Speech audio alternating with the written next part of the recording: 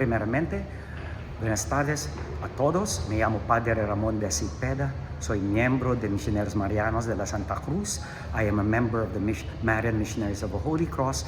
And to the question, how did I get this vocation? Well, it is God's calling. I believe that God called me, but in a different way. I never wanted to be a priest. Even now, I still don't want to become a priest. There are those who really want to become priests. I don't. But why am I here?